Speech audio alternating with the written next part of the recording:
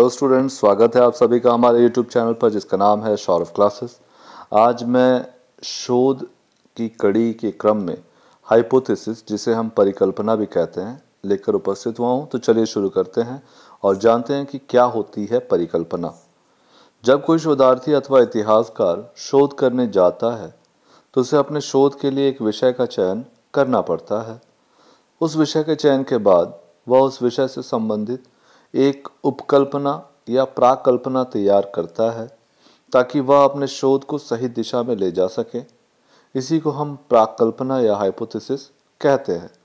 प्राकल्पना मूल रूप से दो शब्दों से बनी होती है, जिसमें प्रा, जिसका अर्थ होता है प्रारंभिक, और दूसरा शब्द कल्पना अर्थात विचार।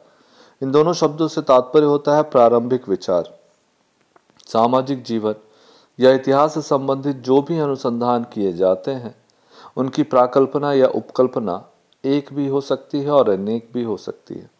यदि समस्या जटिल होती है तो एक प्राकल्पना को आधार बनाकर शोध या अनुसंधान कार्य को आगे बढ़ाना चाहिए। इसके विपरीत यदि समस्या का स्वरूप सरल है तो एक से अधिक प्राकल्पनाओं को आधार बनाया जा सकता है। प्राकल्पना को अंग्रेजी में हाइपोथेसिस कहा जाता है, जो मूल रूप से हाइपो और थेसिस शब्दों के योग से बना है।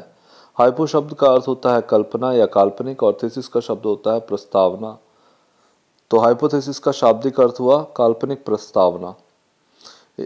यह साधारणतः ऐसा कथन है जो किसी भी सिद्धांत, संस्कृति, उपमा या व्यक्तिगत अनुभव से प्राप्त किया जाता है, परंतु इसमें कोई संदेह नहीं है की जाती है, जिसकी जांच परख की जानी हो।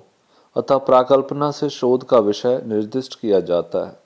कोई प्राकल्पना सही है या गलत, इसका निर्णय वास्तविक शोध के आधार पर ही किया जाता है। अब हम इन प्राकल्पनाओं की विशेषताओं को देखेंगे। प्राकल्पना का निर्माण शोध का एक महत्वपूर्ण चरण होता है, अतः इसके निर्माण में विशेष सावधानी रखने की आवश्यकता होती है। एक अच्छी अथवा कार्यवाहक प्राकल्पना में कुछ महत्वपूर्ण विशेषताएं होनी आवश्यक होती है। पहला है अवधारणात्मक स्पष्टता, कॉन्सेप्चुअल क्लैरिटी। प्राकल्पना अवधारणा की दृष्टि से स्पष्ट होनी चाहिए, अर्थात इसमें भाषण संबंधी स्पष्टता होनी अनिवार्य है। प्राकल्पना में प्रयोग किए जाने वाले प्रत्येक अवधारणा एवं शब्द का अर्थ सुनिश्चित एवं स्पष्ट होना चाहिए ताकि इसे सरलता से समझा जा सके। अगला है विशिष्टता तथा यथार्थता, स्पेसिफिसिटी एंड प्रिसिशन। प्राकल्पना अध्ययन विषय के विशिष्ट पहलुओं से संबंधित होनी चाहिए। यदि प्राकल्पना सामान्य है तो इसे विशिष्ट प्रकल्पनाओं में विभाजित किया जाना जा सकता है। प्राकल्पना का परिसीमन इस प्रकार किया जाना चाहिए कि यह पूर्णतः विशिष्ट तथा निश्चित हो जाए ताकि तथ्यों की खोज अपेक्षाकृत सुविधाजनक रूप से की जा सके। अगला है अनुभविक संदर्भ होना आवश्यक है, एम्पेरिकल रेफरेंस। एक अच्छी प्राकल्पना ऐसी होनी चाहिए जिसकी प्रामाणिकता की जांच अनुभवश्रित रूप से की जा सके।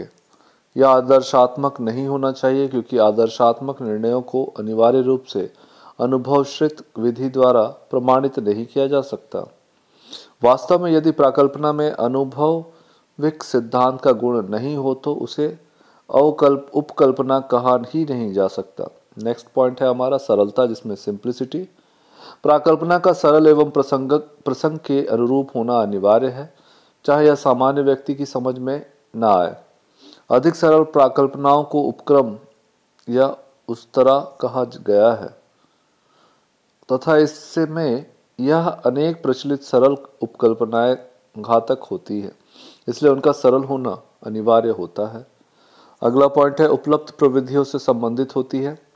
एक अच्छी प्राकल्पना वह मानी जाती है जिसकी प्रामाणिकता की जांच उपलब्ध प्रविधियों द्वारा की जा सके। यदि उपलब्ध प्रविधियों द्वारा प्राकल्पना की जांच संभव नहीं है तो ऐसी प्राकल्पना अव्यावहारिक कहलाती है। अगला है सिद्धांत से संबंधित होती है। प्राकल्पना विषय में प्रचलित किसी न किसी रूप पूर्व निर्मित सिद्धांत से संबंधित होनी चाहिए और साथ ही उसमें सिद्धांत का परिष्कार, समर्थक अथवा संशोधन करने की क्षमता भी होनी चाहिए। अब हम परिकल्पना के महत्व को देखेंगे। प्राकल्पना वैज्ञानिक शोध का एक महत्वपूर्ण चरण है जो कि समस्या के परिसीमन तथा उससे संबंधित तथ्यों के संकलन में सहायता प्रदान करता है। अतः प्राकल्पना शोध का केंद्र बिंदु माना जा सकता है।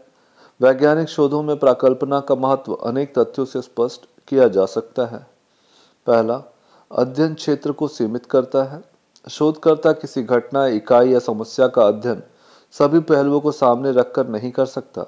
अतः गहन एवं वास्तविक अध्ययन के लिए अध्ययन क्षेत्र को सीमित करना अनिवार्य है। प्राकल्पना इस कार्य में हमारी सहायता करती है। इससे हमें यह पता चलता है कि किसी वस्तु का क्या, कितना और कैसे अध्ययन करना है। शोध क्षेत्र जितना सीमित होगा, त्रुटियों की संभावना उतनी ही कम हो जाएगी। अगला पॉइंट है हमारा, यह अध्ययन को उचित दिशा प्रदान करता है। प्राकल्पना केवल अध्ययन क्षेत्र को सीमित करने में ही सहायक नहीं होती, अपितु यह अध्ययन की उचित दिशा प्रदान करने में भी हमारी सहायता करती है।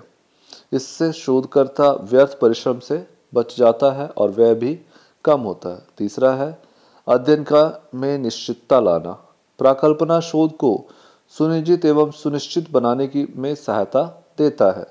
इससे हमें यह पता चलता है कि कौन सी सूचना कहाँ से, कब तथा कैसे प्राप्त करनी है तथा इसमें अनुसंधान में अस्पष्टता एवं अनिश्चितता की संभावना प्रायः समाप्त हो जाती है। चौथा, अध्ययन के उद्देश्यों का निर्धारण। प्राकल्पना के अध्ययन के उद्देश्यों को स्पष्ट ज्ञान हो जाता है, क्योंकि किसी आमुख घटना की समस्या के अध्ययन के पीछे अनेक उद्देश्य हो सकते हैं। प्राकल्पना से हमें यह पता चलता है कि हम किसकी खोज करें। संबद्ध तथ्यों के संकलन में सहायक होता है। प्राकल्पना अध्ययन की दिशा को दिशा प्रदान करके उसमें केवल निश्चितता ही नहीं लाती, अपितु समस्या से संबंधित तथ्यों के संकलन में भी सहायता देती है। शोधकर्ता केवल उन्हीं तथ्यों को एकत्रित करता है जिसके आधार पर प्राकल्पना की सत्यता की जांच हो सकती है तथा इस प्रकार यह अनावश्यक तथ्यों के संकलन से बच जाता है।